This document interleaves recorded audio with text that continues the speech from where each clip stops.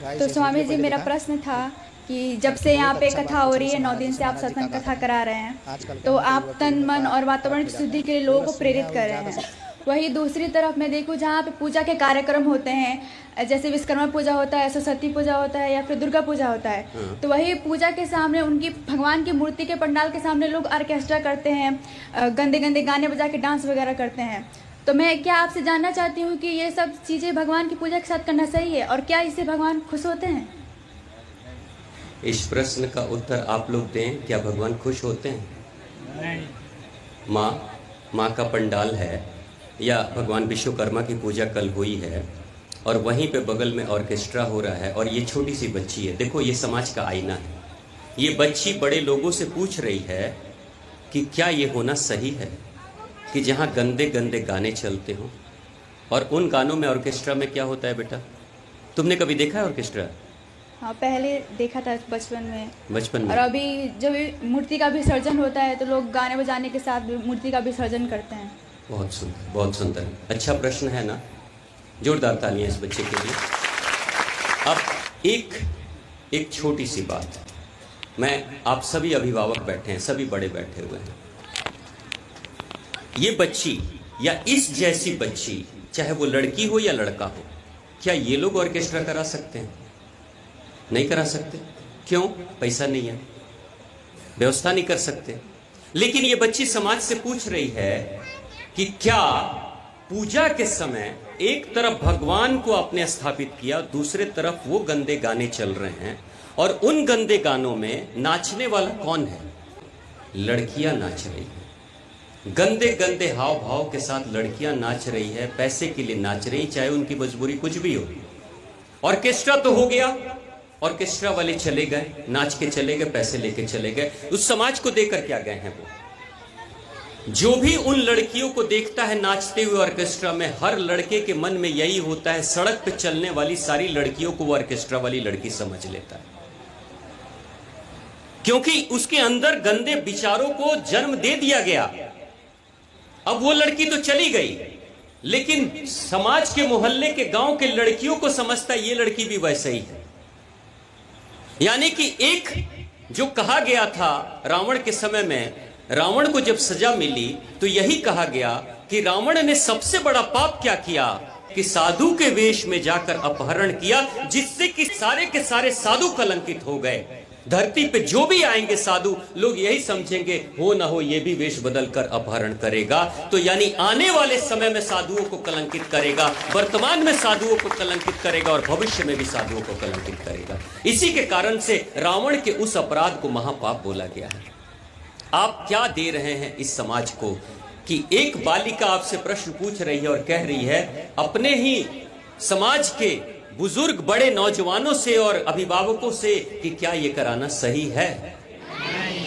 देखिए, ध्यान रखिएगा हमेशा। लोग अक्सर कहते हैं 4 साल की लड़की, 5 साल की लड़की का बलात्कार हो रहा है, अखबारों में आप लोग सुनते हैं, है कि नहीं?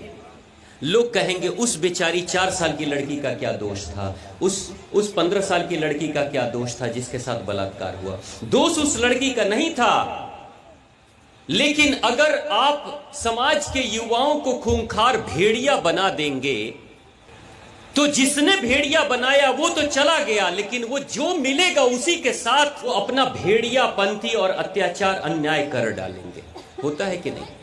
आप माताएं हैं, आप गहने पहनते हो, आपके पास गहने हैं, आप जो महंगे गहने, सोने चांदी के गहने पहनते हो, सड़क पे बाजार पे जाते हो, ट्रेन में जाते हो तो प्रदर्शन करते हो, कपड़े के ऊपर लगा के रख कर घूमते हो, दिखाते हो, या छिपा के रखते हो?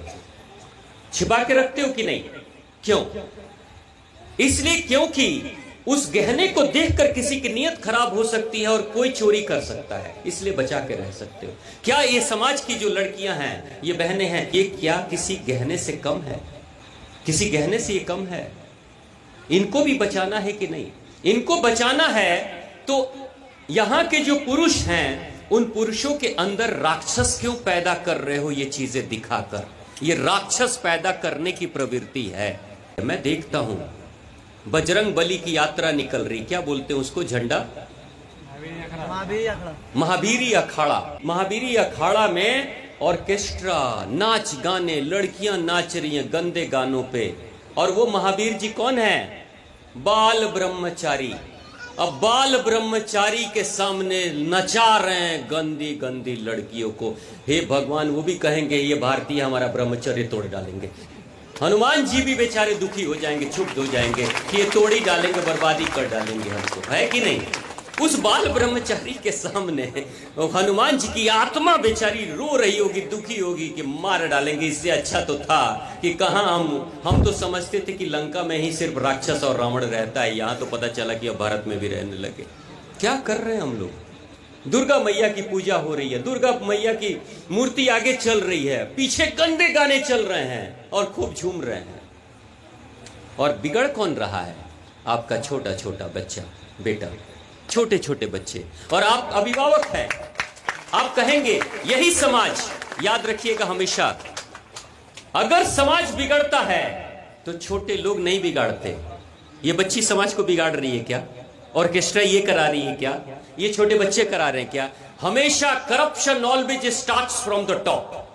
करप्शन हमेशा ऊपर से शुरू होता है और धीरे धीरे नीचे की तरफ आता है। अगर देश का प्रधानमंत्री करप्ट हो जाएगा तो मंत्री भी करप्ट हो जाएंगे। मंत्री अगर करप्ट हो जाएंगे तो सिविल सर्विसेज, आईएएस, आईपीएस भी करप्ट हो जाएंगे। जिस क्षेत्र का एसपी करप्ट होता है वहां का दरोगा भी करप्ट हो जाता है, इंस्पेक्टर भी करप्ट हो जाता है, हवलदार भी करप्ट हो जाता है, वो भी घूस लेने लगता है और धीरे धीरे आम जनता में अराजकता फैल जाती है। क्यों? क्योंकि ऊपर वाले भ्रष्ट होते हैं तो नीचे वाले देखा देखी में भ्रष्ट हो जाते हैं।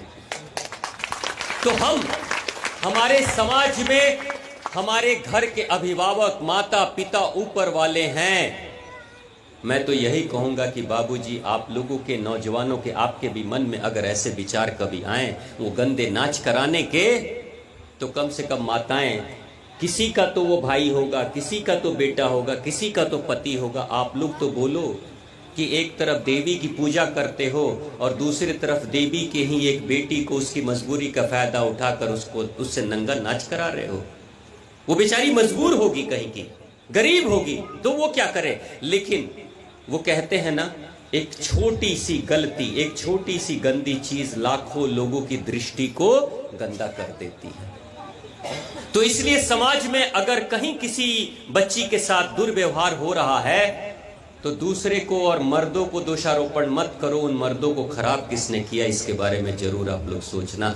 अभी से अगर आपके समाज में इन चीजों का समर्थन आप कर रहे हो, आप चंदा दे रहे हो, पैसा दे रहे हो, समर्थन ही तो कर रहे हो ना।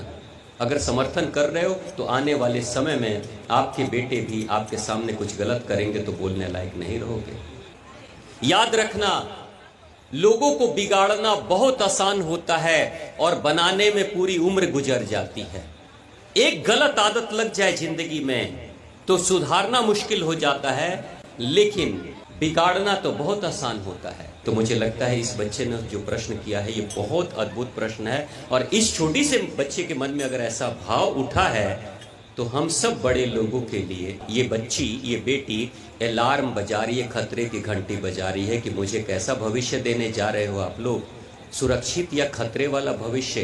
क्या यहाँ की बेटियां सुरक्षित सड़कों पर घूम पाएंगी? अगर नहीं घूम पाएंगी तो कैसे माता पिता हो? क्या आने वाले समय में जब यमराज के पास जाओगे, चित्रगुप्त जी महाराज खाता खोलेंगे तो यही बोलोगे? चित्रगुप्त जी कहेंगे कि बहुत करप्शन फैलाया तुमने, बहुत नाच करवाया तुमने, अब समाज बिगड़ गया, तो क्या करेंगे? आपकी भी आत्मा दुखी होगी। अभी पितृपक्ष चल रहा है तो हमारे पूर्वज देख रहे हैं हम सबको, तो गलत करेंगे तो पूर्वज भी शर्मिंदा होते हैं और सही करेंगे तो उनका भी सर गौरव से उठ जाता है। तो बहुत बहुत धन्यवाद इस बच्ची के लिए। ज़्यादा से ज़्यादा शेयर करें ताकि सबके लगे पहुँचे।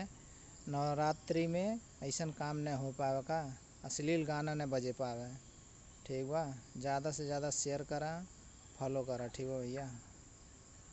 जय माता दी।